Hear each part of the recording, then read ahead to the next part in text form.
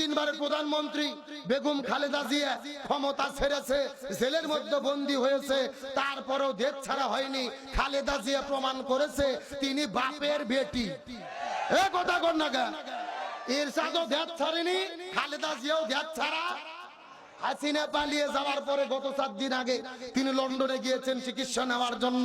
আমরা দোয়া করি খালেদা জিয়াকে আল্লাহ পরিপূর্ণ সুস্থ করে আবারও দেশে ফিরে আনুক, বলেন আমিন।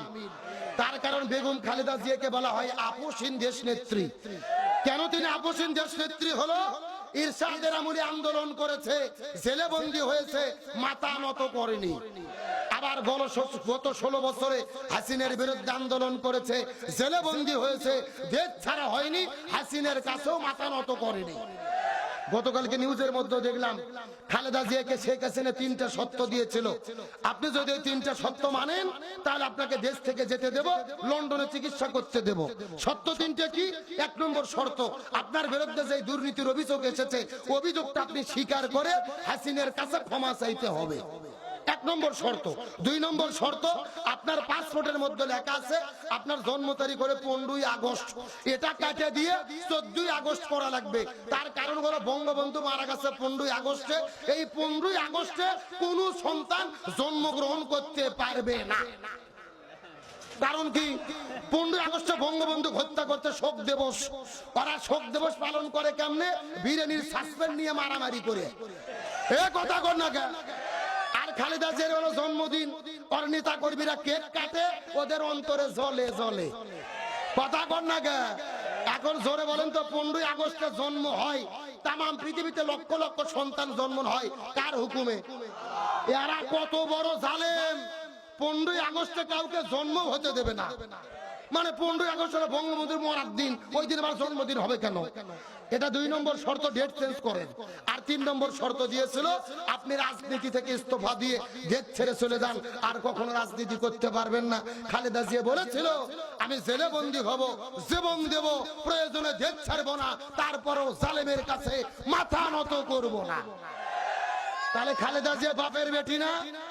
আরে ভাই, খালেদা জিয়ার দল আমি করতে না পারি, আপনি করতে না পারেন, তবে উনি যে অবদান রেখেছে এই সত্যকে স্বীকার করতে হবে। আমরা অন্ধ নয়, আমরা সাদাকে সাদা বলি, কালোকে কালো বলি।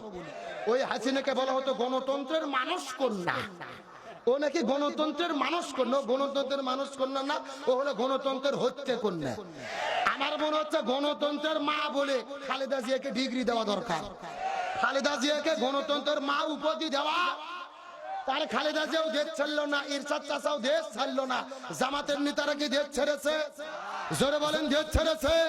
জামাতের নেতারা জেলের মধ্যে বন্দী হয়েছে, শীর্ষস্থানীয় 5 জন নেতা ফাঁসির দড়িতে ঝুলেছে, জীবন দিয়েছে, দেশ ছাড়া হয়নি।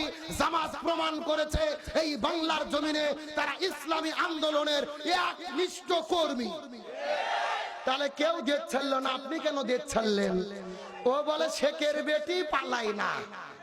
আল্লামা সাইদি ওয়াজের মধ্যে বলেছিল আওয়ামী লীগ যা বলে তা করে না, যা করে তা বলে না। আগের দিনে হাসিনা বলেছে শেখের বেটি পালায় না, পরের দিনই পালিয়ে গেছে। তার মানে আল্লামা সাইদির বক্তব্য আবারও প্রমাণ হয়েছে, এ ওরা আছে না পালাইছে। কোথায় আওয়ামী লীগ, কোথায় কাদের কাকা, কোথায় গেল ওই জালেমের গরম গরম কথা?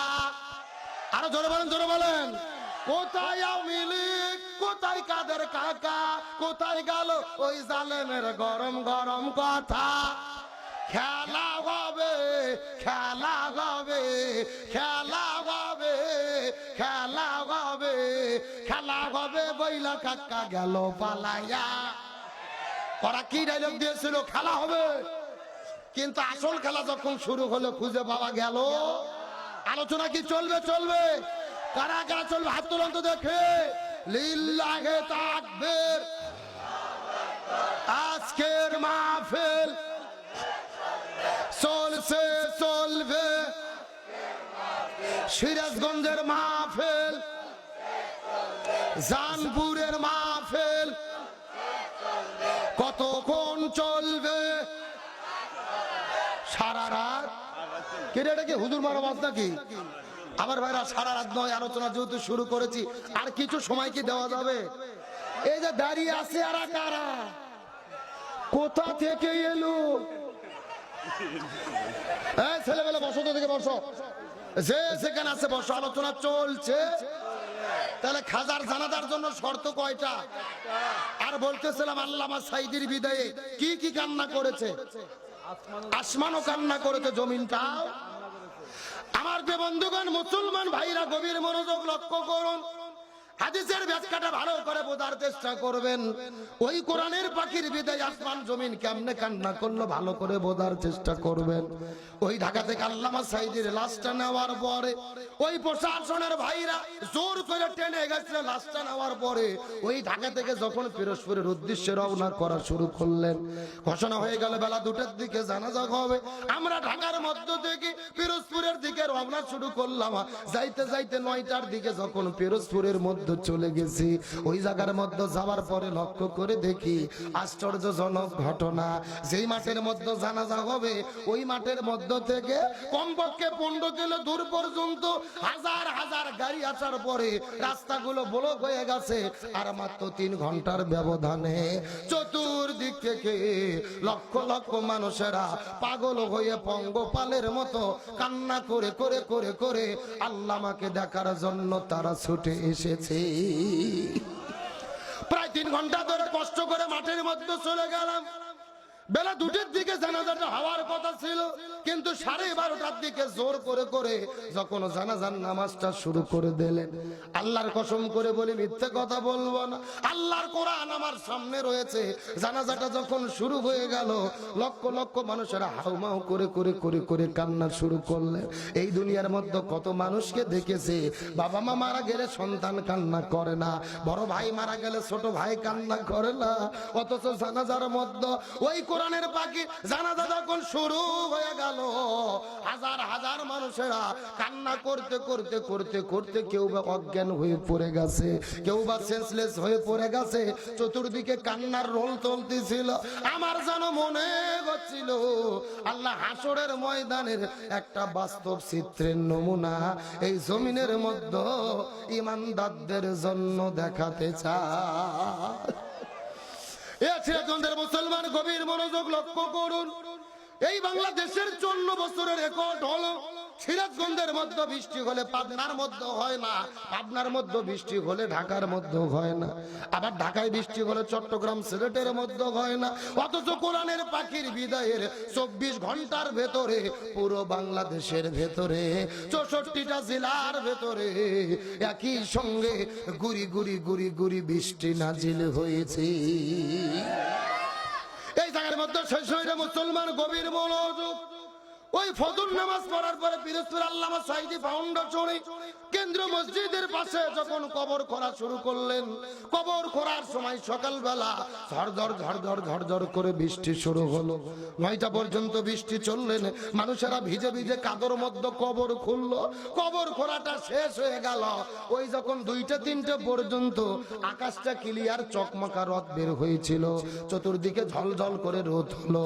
3টার দিকে যখন জানাজা শেষ হবে, লাশটা কবরের মধ্যে ঢুকাবে, আবার ঝমঝম ঝমঝম করে পানি শুরু হলো। এখন আমি আপনাদেরকে জিজ্ঞাসা করি মুসলমান ভাইরা, চিৎকার করে বলেন তো, বৃষ্টি হয় কার হুকুমে? আবার বৃষ্টি বন্ধ হয় কার হুকুমে? এই জায়গার মধ্যে শেষ নয় মুসলমান, ওই কোরআনের পাখি বিদায় নিয়ে চলে যাওয়ার মাত্র 9 মিনিট পরে পুরো ঢাকা শহরে একই সঙ্গে ভূমিকম্পে কম্পিত হয়েছে।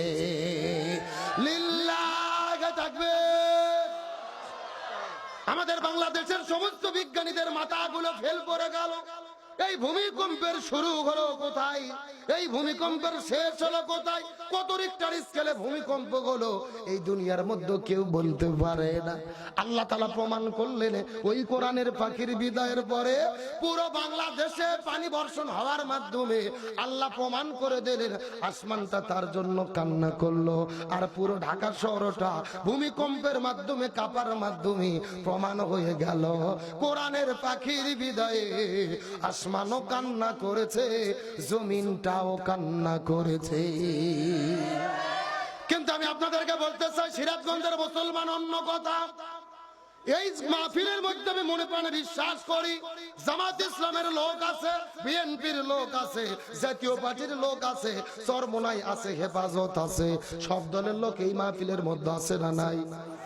এমনকি গত 16 বছর আওয়ামী লীগকে ভালোবাসতো, সমর্থন করতো, এইরকম 2-4 জন লোক থাকতে পারে কি পারে না?